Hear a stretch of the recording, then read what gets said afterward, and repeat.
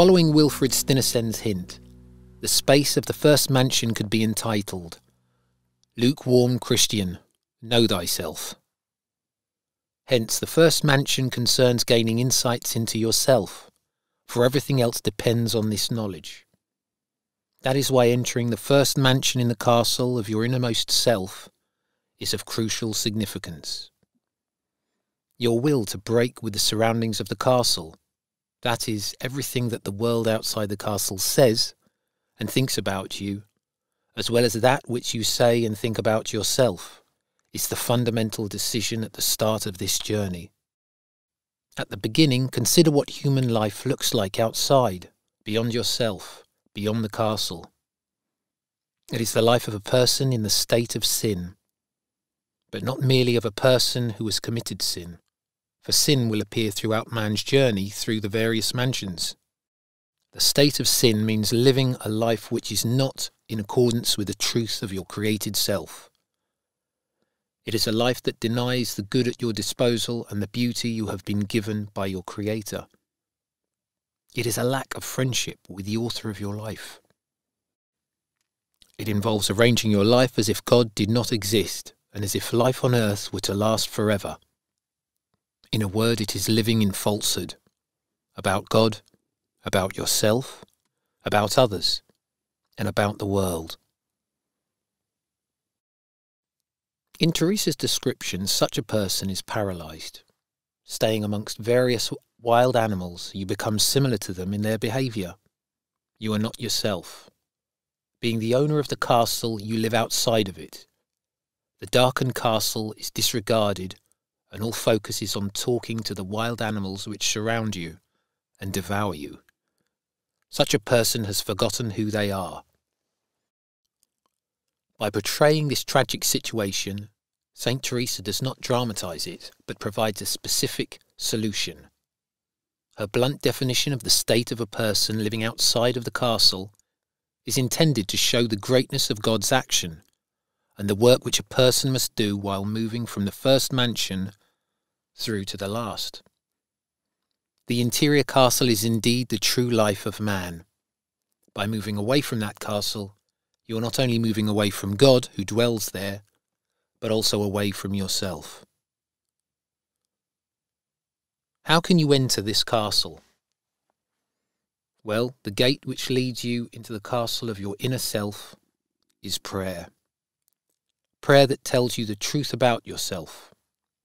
Prayer which is not just a set of pious words and gestures, but a space in which you touch the mystery of God and discover who you really are and how you should live to become more like your true self. Prayer is a form of life. Prayer is friendship. Prayer is being with Him who you know loves you. Prayer is a relationship of intimacy with the Creator of your life. Prayer teaches you to understand yourself, to understand the truth about yourself. That is why sometimes a person is afraid to pray. Prayer exposes the truth and drives positive changes which will come with a cost. You are afraid to pray because your prayer will tell you the truth.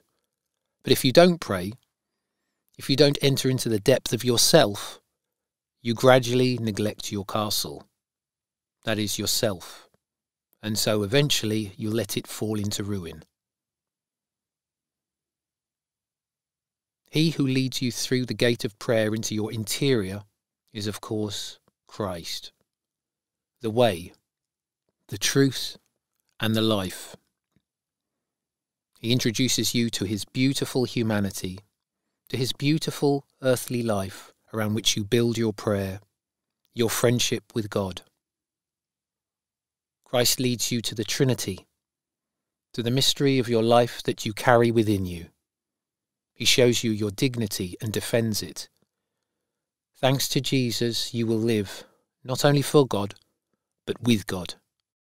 Staying with him in close friendship, which in Carmel is known as prayer, will introduce order and harmony into your life, and it will lead you to other mansions of gaining knowledge about yourself and about God. So now that you know what the situation of a person is outside of the castle, what the open gate is, and who the gatekeeper is, it is time to consider the first mansion in more detail. Theresa herself describes it as distant from the centre, cold and dark, but already hinting at a sense of God's presence. It is the dwelling place of a lukewarm Christian, one who is not yet in love with his Creator. It is the dwelling place of a person who longs, who seeks and tries, at least from time, to turn the mind to God. This person does not yet see the beauty of a vocation, nor do they see much progress in life. This person still feels attracted by the lifestyle of his former life outside the castle. That is how Theresa describes the person of the first mansion. We will now think of the others who at last enter the precincts of the castle. They are still very worldly, yet some have desire to do right, and at times, though rarely, commend themselves to God's care. They think about their souls every now and then. Although very busy, they pray a few times a month, with minds generally filled with 1,000 other matters, for where their treasure is, their heart is also. Still occasionally they cast aside these cares. It is a great boon for them to realise to some extent the state of their souls, and to see that they will never reach the gate by the road they are following. At length they enter the first rooms in the basement of the castle, accompanied by numerous reptiles which disturb their peace and prevent their seeing the beauty of the building. Still, it is a great gain that these persons should have found their way in at all. The beginning of all wisdom, the beginning of spiritual growth, is self-knowledge. Who am I? The role of the first mansion is precisely that, getting to know yourself and getting to know God, understanding this unique two-way relationship. To know yourself is to know the abyss of God's greatness and the abyss of your own nothingness called to union with God. It is a parallel discovery of your own misery and your own dignity. By presenting this way of getting to know oneself, Theresa opposes all the tendencies which overemphasize human misery and weakness.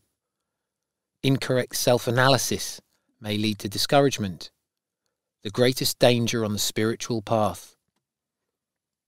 That is why the saint shows you that your own nothingness, your life, your interior, no matter how worthless it may seem, is woven with God's desires. To see yourself in the light of God's desires, that is your strength. Your job then is to recognize who you are. Hence, old habits or the dirt brought in from outside the castle are not the major concern of this first mansion. The point at issue here is to see your own beauty exactly as it is, in its proper light. It is knowing yourself in the light of God's infinite goodness that leads you to humility, that is, to truth and not to humiliation.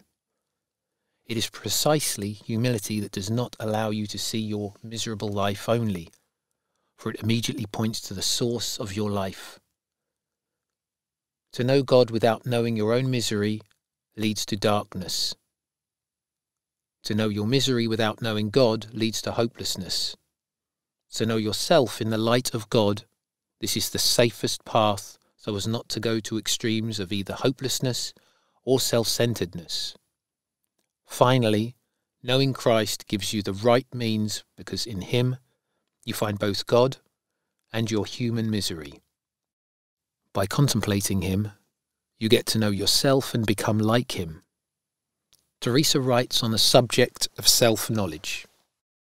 Let humility be always at work, like the bee at the honeycomb, or all will be lost. But remember, the bee leaves its hive to fly in search of flowers, and the soul should sometimes cease thinking of itself to rise in meditation on the grandeur and majesty of its God. It will learn its own baseness better thus than by self-contemplation, and will be freer from the reptiles which enter the first room where self-knowledge is acquired.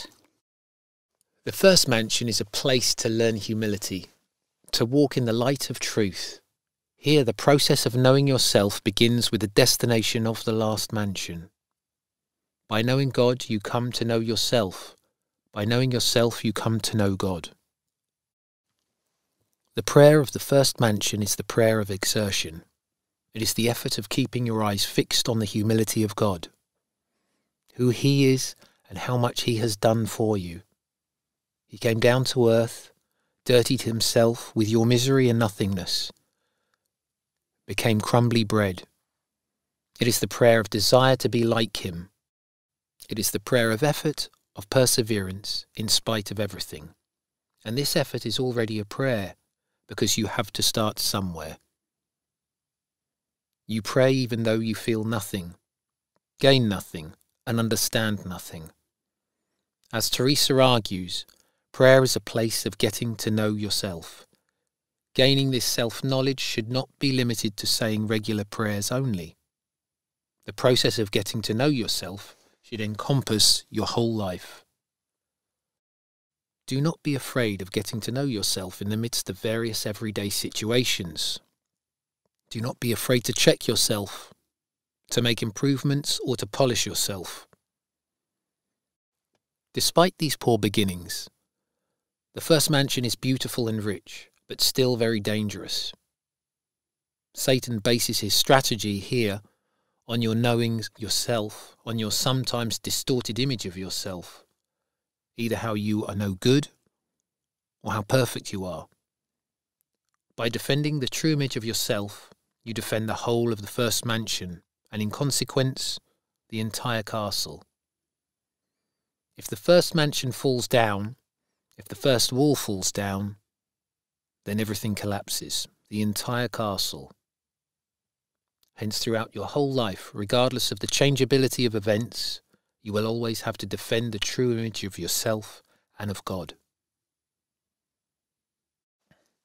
To sum up, the symbol of the first mansion is the bee, which by soaring gets to know itself. The higher it flies, the more it sees and judges better. The state of the person in the first mansion involves the conscious acknowledgement of one's own weakness and sinfulness. The answer is repentance, getting deep into yourself and acknowledging your own dignity. The role of the first mansion then is to get to know yourself, to walk in truth, or in other words, to learn humility.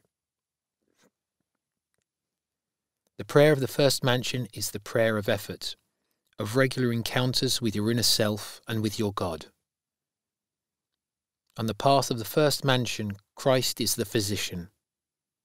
The biblical figures who motivate a person in the first mansion are the Apostle Paul, who seeks the truth, Mary Magdalene, who follows Christ, the chief tax collector, Matthew, who wants a change, and Zacchaeus, who climbs the tree to see Christ.